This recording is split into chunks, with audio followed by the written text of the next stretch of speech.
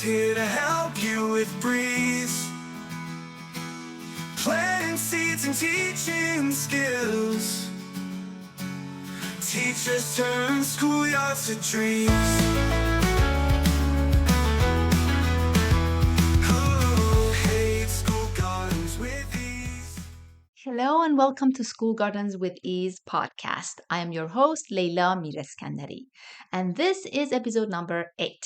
In this episode, I'll answer the question, who should be growing school gardens? No matter if you're a parent, teacher, a school admin, or a community gardener, or else, if you're following this podcast, you probably don't need convincing that we need to grow school gardens. What you are probably feeling unclear or conflicted about is who should do it.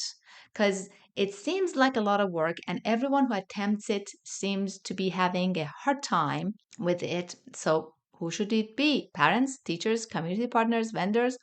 Obviously, there are a million and one ways to go about it, but after well over a decade of dedicating my life to this field of work, I've learned a thing or two along the way, and I've formed my educated opinion about it. I've built countless school gardens, I've studied this, I've researched it, I've been in the trenches doing the work in parent capacity, community partner capacity, and now educational partner capacity. I've seen obstacles, frustrations, concerns, and burnouts and disappointments. And I want to share my expert opinion about this with you. I should emphasize, though, that I will never stop learning. And I am, if you have a different opinion, I'm all ears and up for constructive debate. I'm always evolving. For example, at the beginning, very beginning in 2013, I strongly believed that growing food should be as important as all the other subjects and hold its own pedagogical space like math, science, and arts do.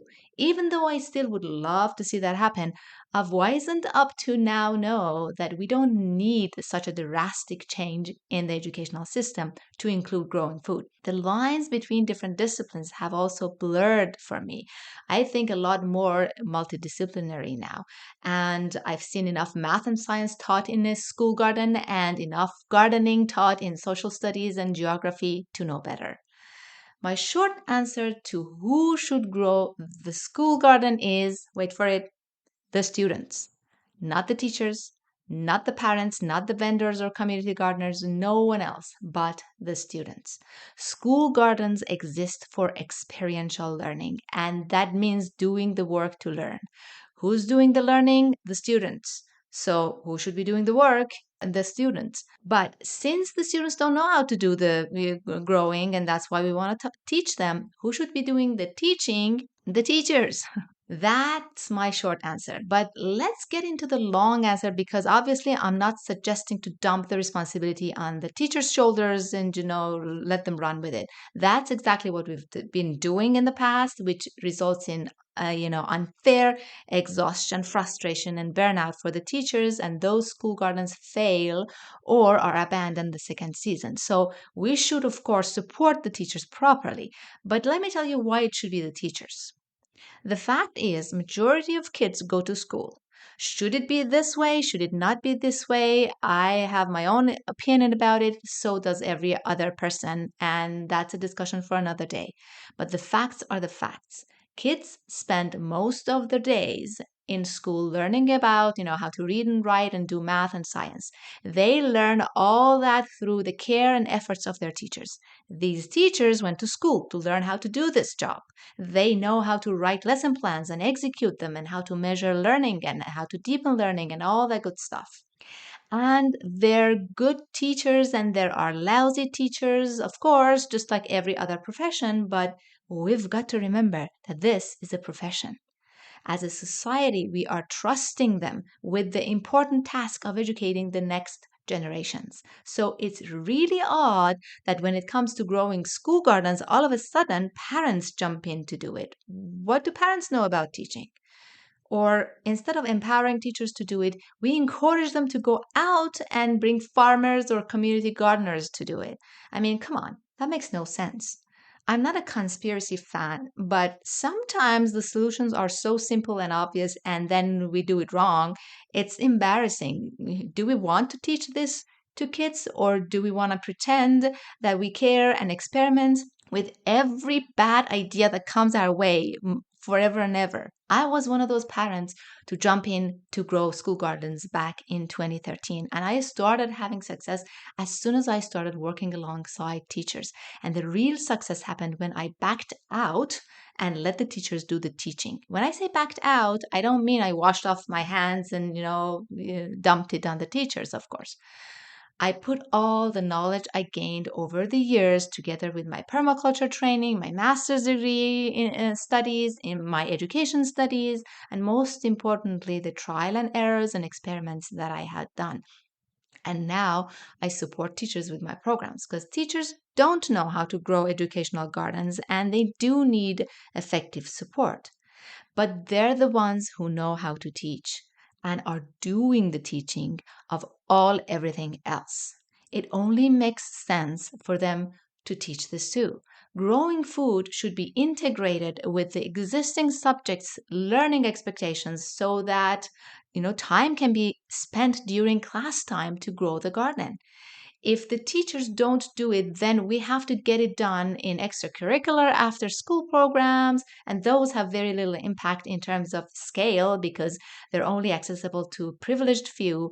And to make it available to masses, we should put social programs behind it with non existing budgets. And we all know how those programs famously fail, get discontinued, and they're never a long term good solution. If the goal is to teach the next generation how to grow their own food, meaning all the kids that go to school, our best bet is teachers. Now, no matter how you feel about schools or schooling, the fact is that we already have a well established social structure around it. So let's leverage that. We've already built schools, an entire support system around those schools. We've already trained teachers to teach, people who love doing this, by the way. We already send our kids to these schools under the care of these teachers for many hours per day for 12 years. All we need to do now is to empower and support those teachers. And support has to be done in a way that gives them everything they need in terms of step-by-step curriculum, connected lesson plans and everything. And it has to be done in a way that makes them feel trusted and gives them autonomy. That's the type of support I provide. Contact me if you want to work with me. Of course, not every teacher has to do this, but I know there are enough teachers who want to and are desperately looking for good solutions, enough to build one school garden in every school. And when those teachers are successful, the number of willing teachers will grow exponentially. So, to wrap up this episode, school gardens should be done by the students, led and taught in by teachers, and only supported by parents, vendors, and community partners. When I say all done by the students, I mean all of it, even the building of the garden. Now, don't you underestimate your students. Even though one of them is not as powerful or capable as one of us adults, when 20 of them put their mind into something, they can move heavens and earth in a matter of one instructional hour. More on this in the future episodes. This is the easiest way to grow school gardens and the most impactful with biggest results, both in terms of the produce and in terms of the learning. Thank you for listening. I'll talk to you next week in a new episode.